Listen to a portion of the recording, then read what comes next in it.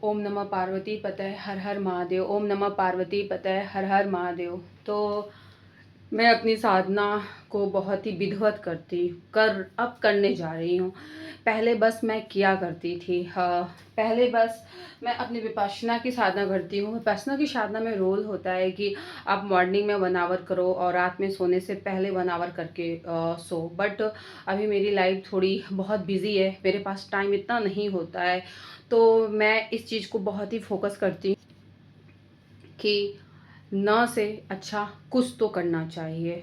तो इसलिए मैं विपश्यना की साधना पहले 1 आवर करती थी मॉर्निंग में, लेकिन साथ में काउंटर का नाम जप भी करती थी। जैसे कुछ खाना खाना खाने के बाद अगर टहलना है तो ना काउंटर चलता रहता था, या ब्रेक ले रही हूँ तो काउंटर चलता रहता था, या जिस दिन मन नहीं कर रहा है कुछ काम करने का तो काउंटर चलता रहता था। तो ये मेरा अपने सनातन का नाम जप भी स्टार्ट था। विपश्यना की साधना और नाम जप मैं दोनों करती थी, बट विपश्यना की साधना को मतलब एक प्रोसेस के थ्रू करती थी, जैसे उस साधना में विधि बताई गई है। लेकिन नाम जप मैं सुबह उठ के मेरा मानसिक नाम जप चलता रहता था। वो भगवान की बहुत बड़ी कृपा है कि मानसिक नाम जप मैं सुनती हूँ लोगों को, लोग नहीं कर पाते हैं, लेकिन मुझे मेरा शुरू से मानसिक नाम जप ही करती हूँ। मैं कभी बोल के नहीं करती हूँ। अब कैसे कि मन में ही चलता रहता है।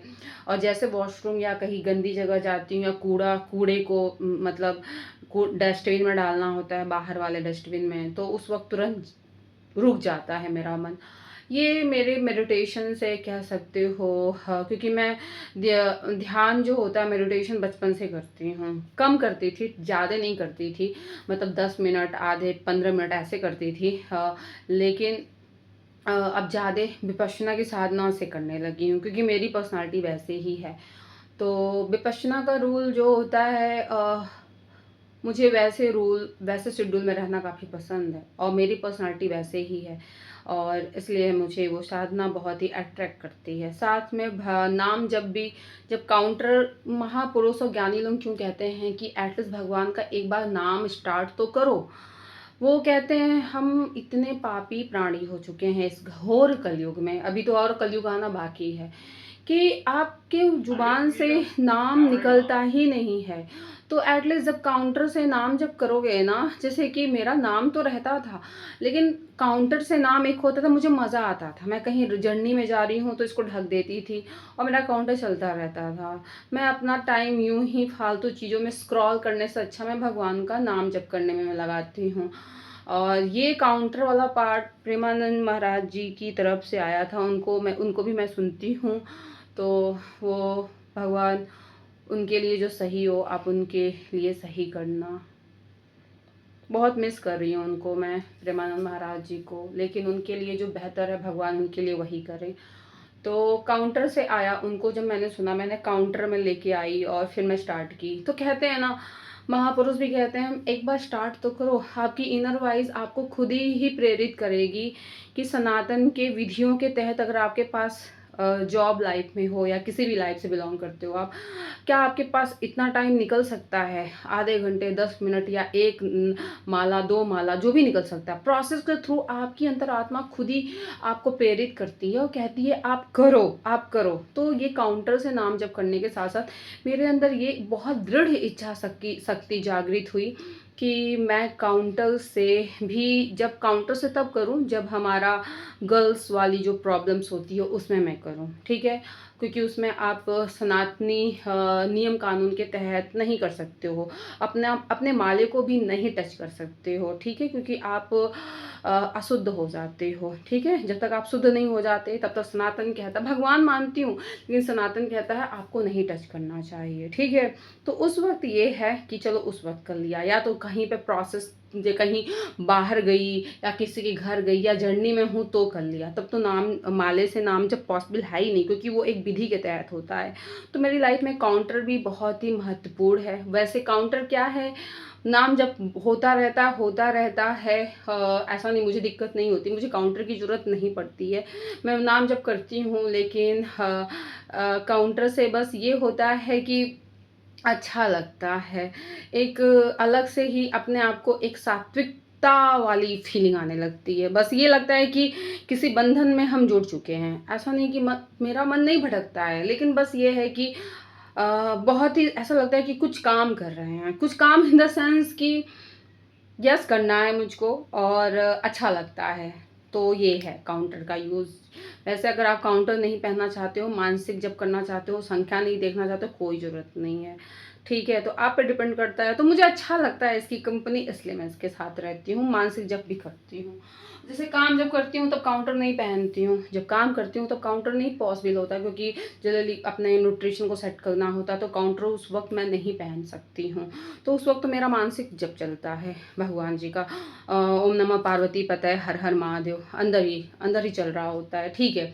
तो अब आते हैं नाम जप बहुत ही विधिवत करना सनातन के हिसाब से कैसे किया जाता है, मैं बताती हूँ।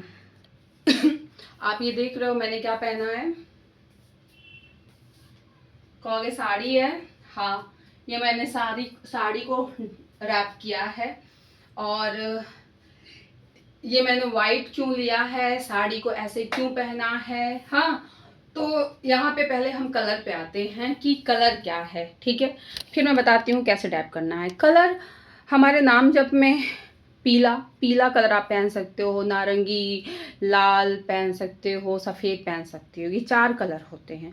आपको किस तरीके की चीज़ें चाहिए, आपकी पर्सनालिटी क्या है, उस बेस पे आप पहन सकते हो। जैसे कि पीला बहुत ही सात्विक होता है, आपका मन काफ़ी मतलब आपका मन भटकता नहीं है उससे, आप काफ़ी एकाग्रचित होते हो। भगवान विष्णु और बृहस्पति भगवान के वो संकेत होते हैं, तो आप पीला पहन सकते हो।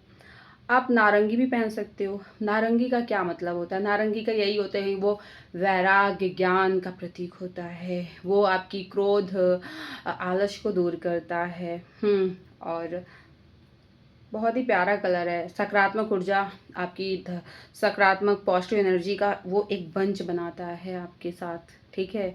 तो आप नारंगी का धारण कर सकते हो, नारंगी, ऑरेंज कलर और वाइट कलर मैंने चूज किया अपनी लाइफ में, क्योंकि मुझे शांति मुझे अच्छी लगती है, सादगी अच्छी लगती है मुझे। शांति, सादगी और एकाग्रचित इसमें आता है। बहुत ही बस खो जाने का मन करता है।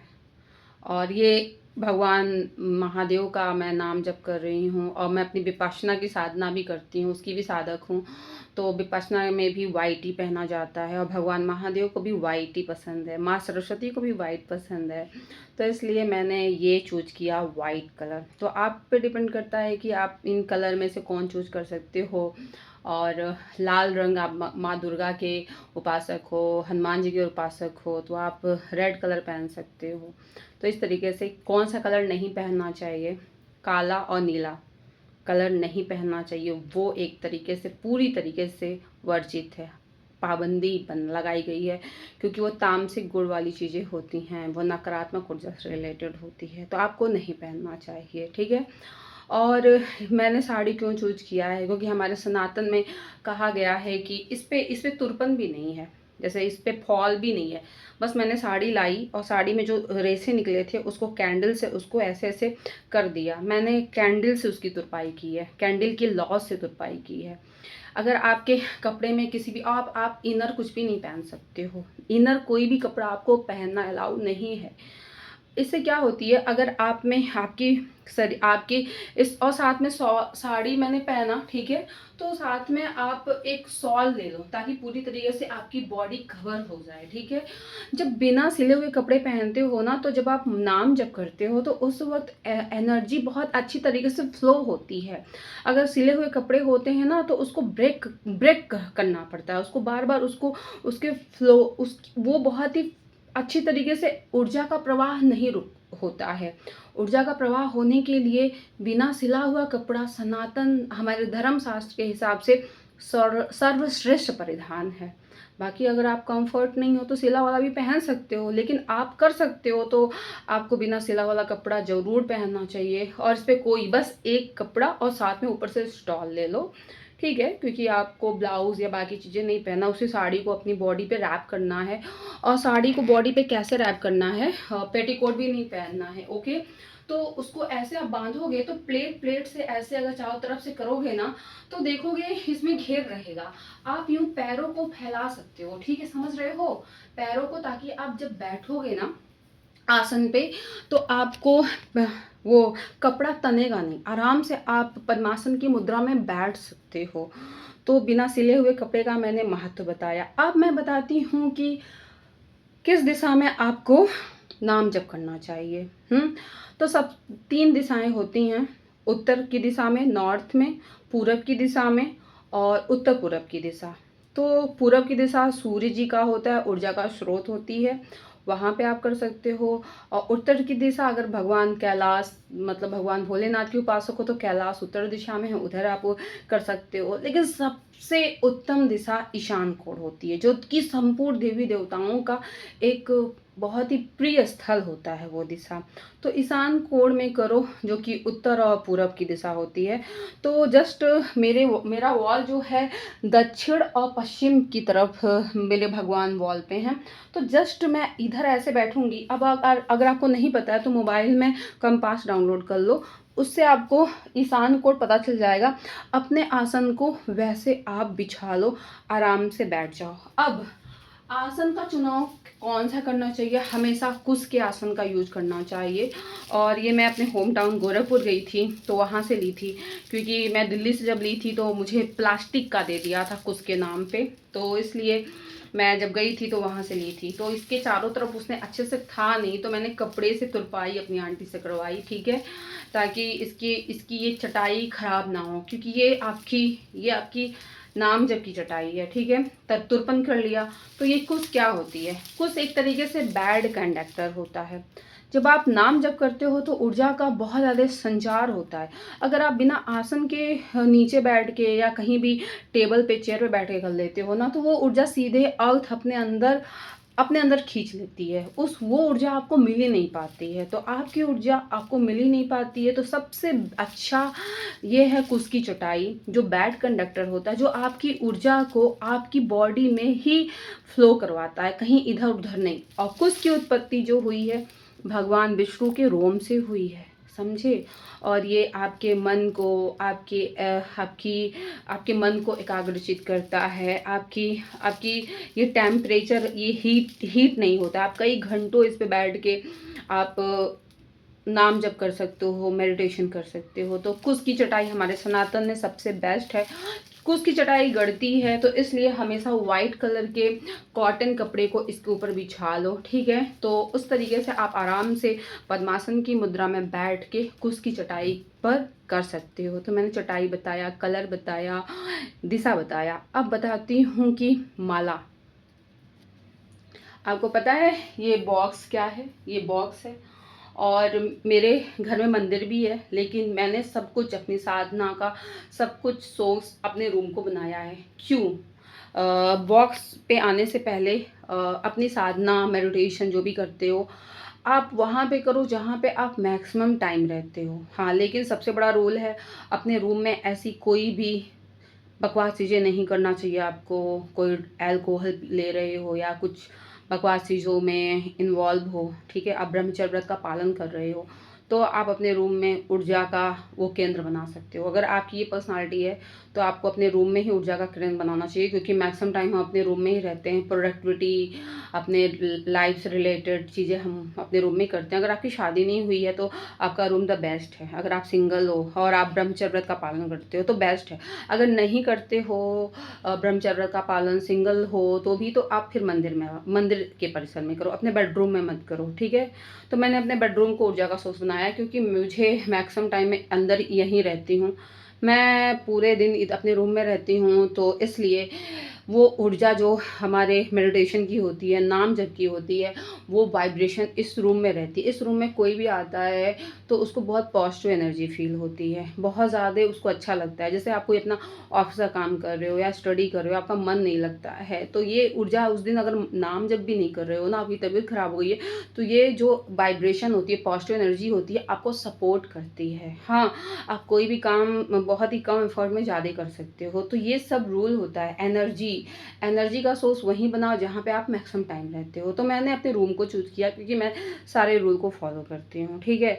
तो इसीलिए मैंने अपने माला को यहाँ पे रुद्राज की माला का ये बॉक्स मैंने मंगाया, क्योंकि जब आप गर्ल्स के साथ प्रॉब्लम होती है मंथली, तो वो उसमें जब होता है तो आपको टच नहीं करना चाहिए आपकी। तो मैं मंदिर में न रख के उसको यहाँ पे मंगाया है ये बॉक्स, और मैंने इसको भी मंगाया कि दीवार पे रहेगा तो काफ़ी सेफ रहेगा, ठीक है।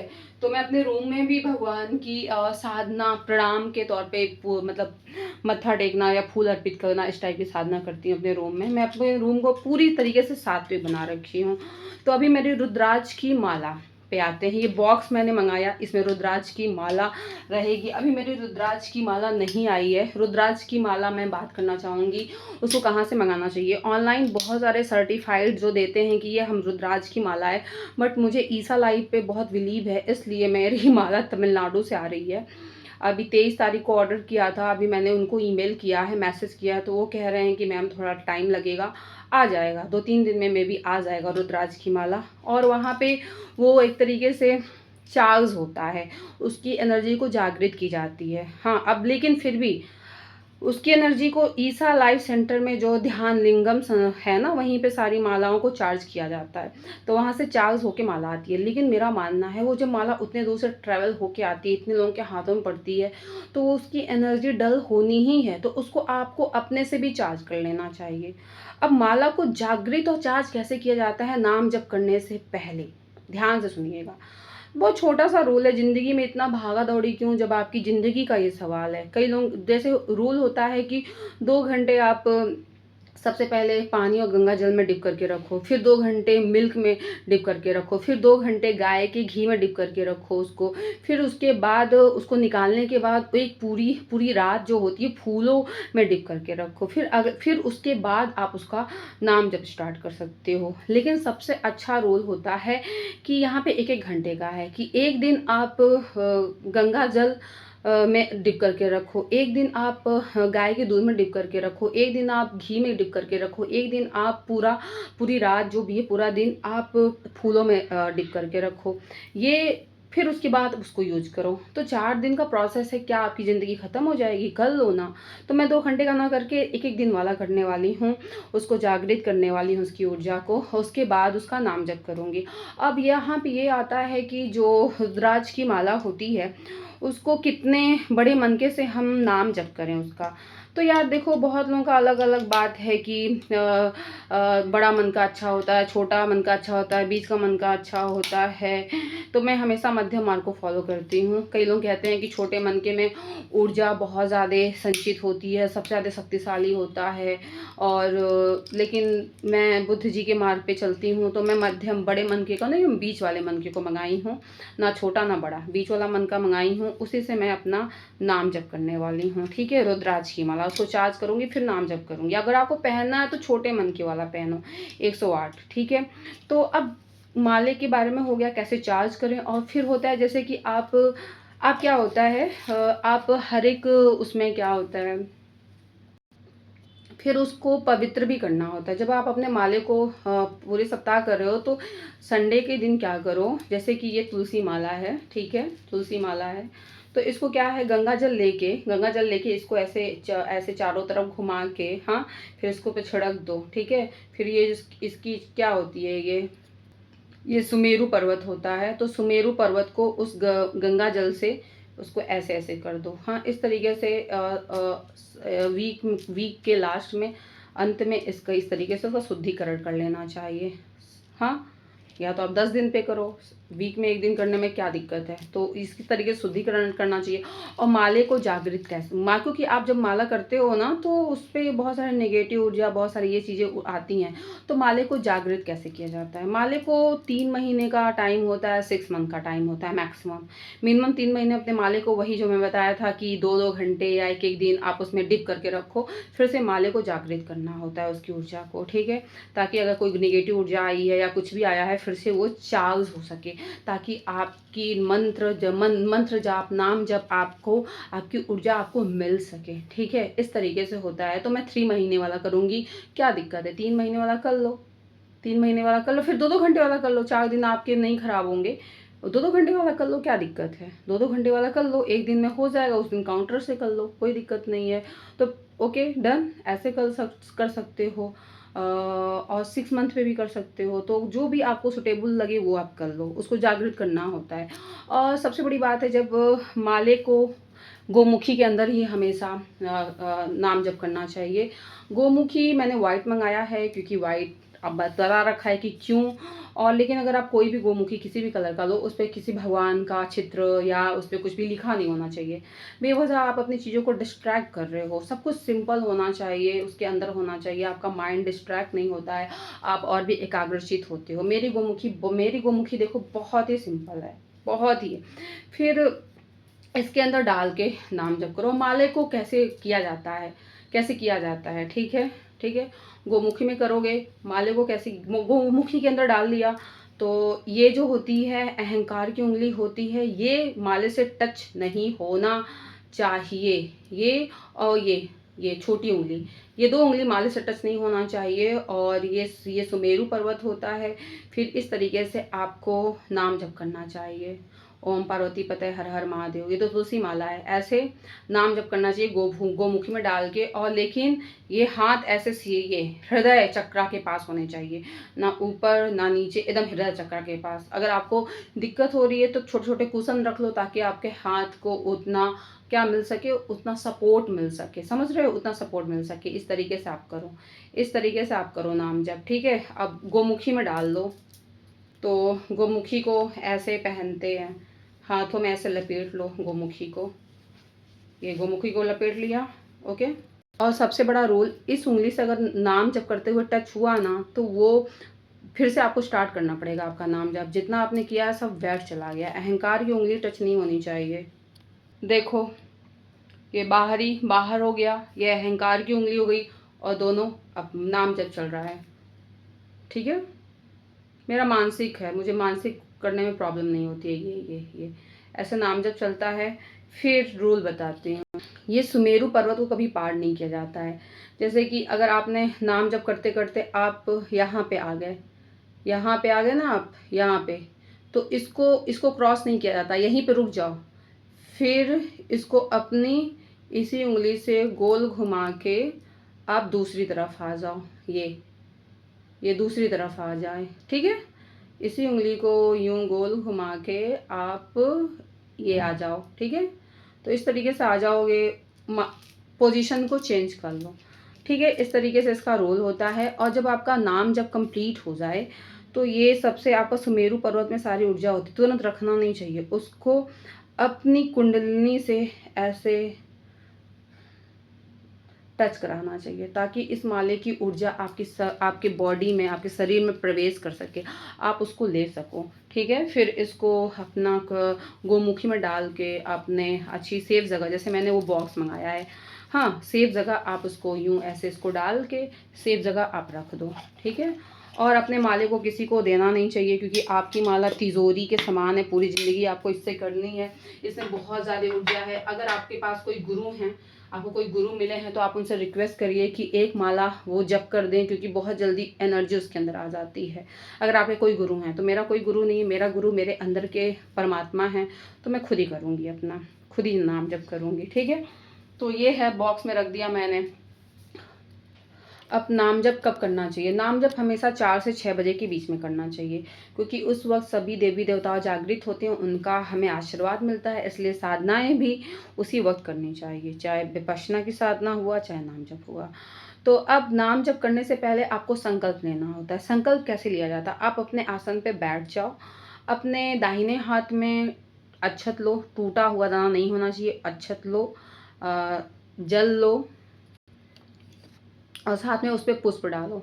वो डाल के आपने बाएं घुटने पे उसको रखो और सामने एक प्लेट रखो, ठीक है, ताकि संकल्प पूरा करने के बाद, और उसमें थोड़ा सा दक्षिणा रख दो 101 रुपये, ताकि संकल्प पूरा होने के बाद उस प्लेट में डाल सको। और 101 रुपये या 11 रुपये जो भी हो, किसी पंडित जी को या किसी नीड इंसान को दे देना, ठीक है।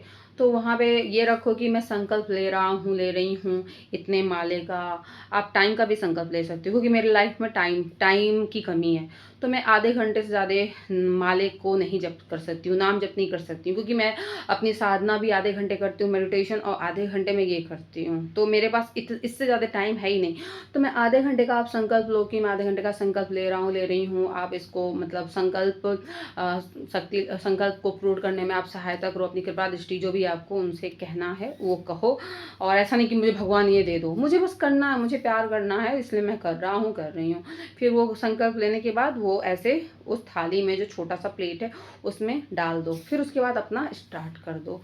और आपको फिक्स डेली ब्रह्म मुहूर्त में करना चाहिए। अगर कभी कभार आप टाइम नहीं फॉलो कर पा रहे हो तो पूरे दिन, अगर आपने संकल्प लिया है तो संकल्प बहुत बड़ी चीज़ होती है, पूरे दिन में आपको कभी भी करो, कोई बात नहीं, भगवान एक्सेप्ट करते हैं। संकल्प का मतलब ही होता है कि आपने प्रतिज्ञा की आपको करना है। जिस दिन आपकी तबीयत खराब है उस दिन काउंटर से कर लो, बेड पे सोए सोए कर लो, मानसिक जप कर लो, लेकिन करना है। संकल्प तभी लेना जब आपको लगे आप कर सकते हो, इसी को कहते हैं संकल्प। और जब फिर ये सब करने लगोगे तो आपकी ज़िंदगी देखोगे कैसे बदलने लगेगी। मैं तो काउंटर से ही करती हूँ और साथ में मैं विपश्यना करती हूँ, अब तो वो आधे घंटे बस कर पाऊँगी।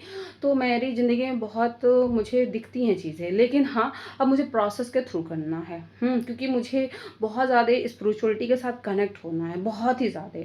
तो इसलिए मैंने कहा मैं आधे घंटे मेडिटेशन विपश्यना की साधना कर लेती हूँ, आधे घंटे ही हो। हाँ, जब हम नाम जप करते हैं तो जैसे विपश्यना में रूल है कि आप फ़ैन नहीं चला सकते हो, आप कुछ खुजली हो रही है उसको ईचिंग नहीं कर सकते हो, सर नहीं हिला सकते, बॉडी नहीं हिला सकते हो, सेम रूल नाम जप में है।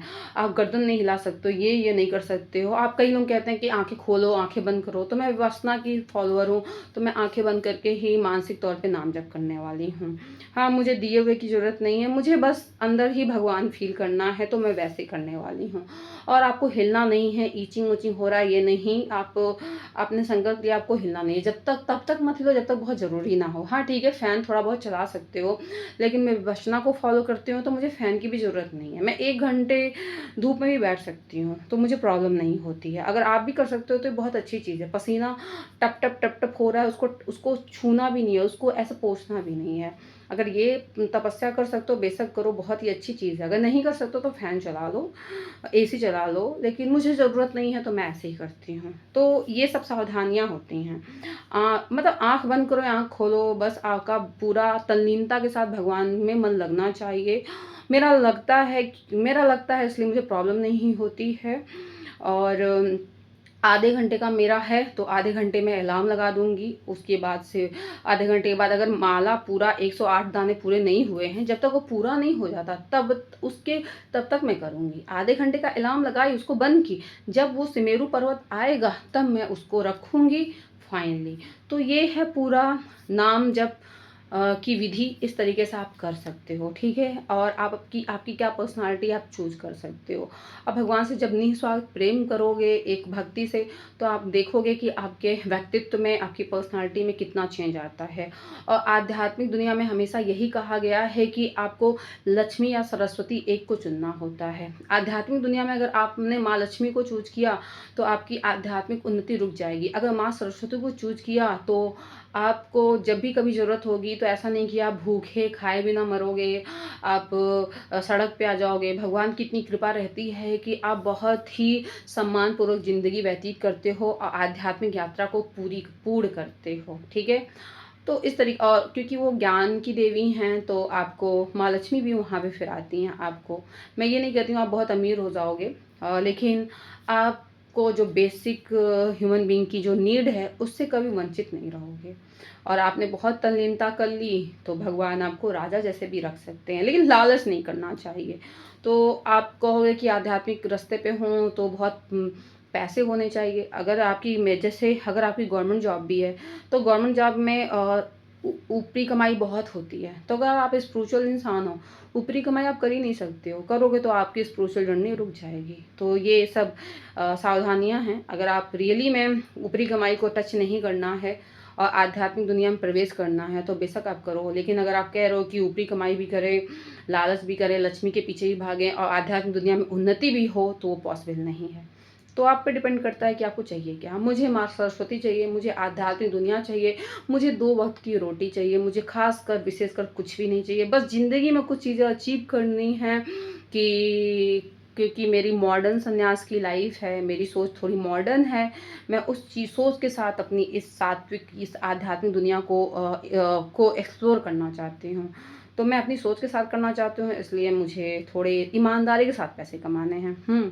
नमस्कारम, नमस्कारम। तो क्या आपने अपनी आध्यात्मिक यात्रा शुरू की? नहीं शुरू की है तो मनन करो, खुद को देखो और स्टार्ट करो। बहुत ही जादुई दुनिया है। नमस्कारम। हर हर महादेव। बुद्धं शरणं गच्छामि। और अभी मेरी ज़िंदगी में एक और भगवान जी को मैंने उनके महत्व को समझा है। मैं उनके बारे में बताऊंगी, उनके महत्व को मैंने कैसे समझा। पहले मैं नहीं समझती थी, लेकिन कब किसकी बात क्लिक हो जाए और आपको ज्ञान हो जाए, ये सबसे बड़ी बात है। तो मुझे एक सर की बात क्लिक हुई और मुझे ज्ञान हुआ। इस वजह से उनके महत्व को अपने जीवन में देख पा रही हूँ और समझ पा रही हूँ। तो भगवान को समझना, उनके महत्व को, यही है भक्ति, यही है ज्ञान। नमस्कारम। वीडियो काफ़ी लंबी है।